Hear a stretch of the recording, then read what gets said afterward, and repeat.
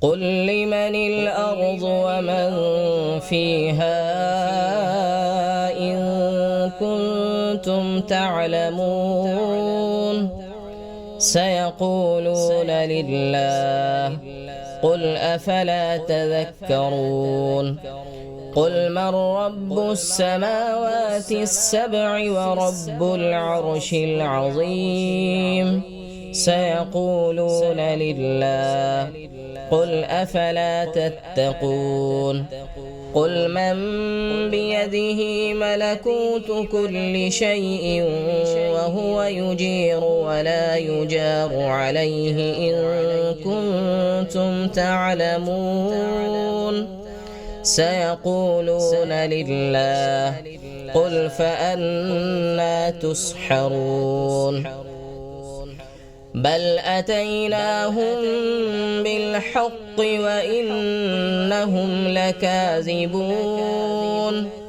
ما اتخذ الله من ولد وما كان معه من إله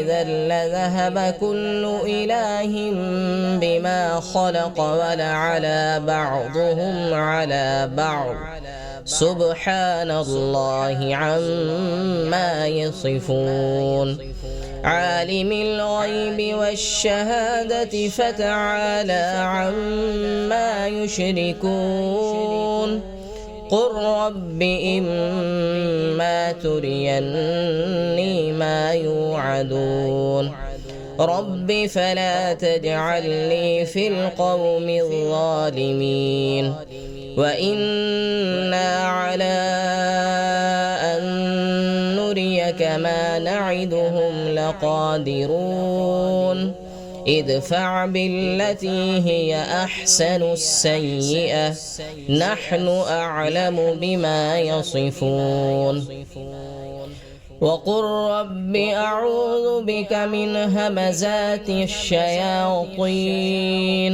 وأعوذ بك رب أن يحضرون حتى إذا جاء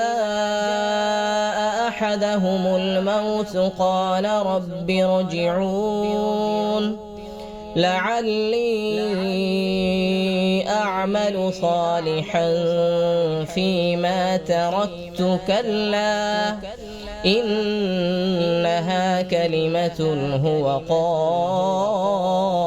قائلها ومن ورائهم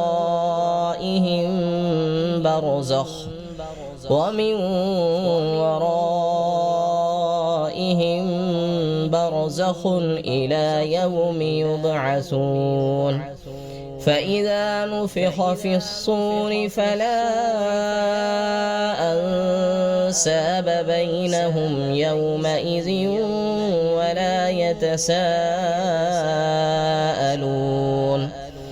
فمن ثقلت موازينه فأولئك هم المفلحون ومن خفت موازينه فأولئك الذين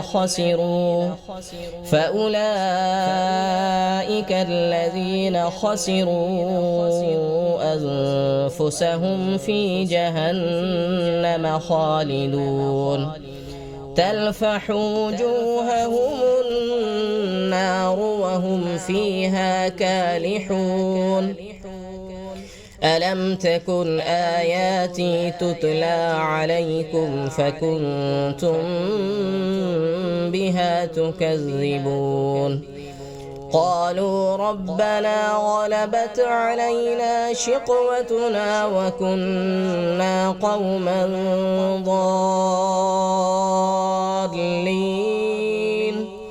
ربنا أخرجنا منها فإن عدنا فإنا ظالمون قال اخسئوا فيها ولا تكلمون إنه كان فريق من عبادي يقولون ربنا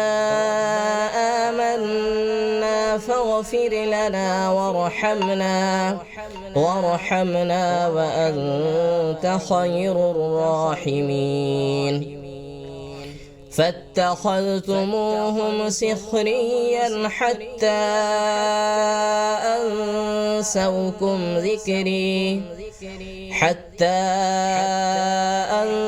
أنسوكم ذكري وكنتم منهم تضحكون. إني جزيتهم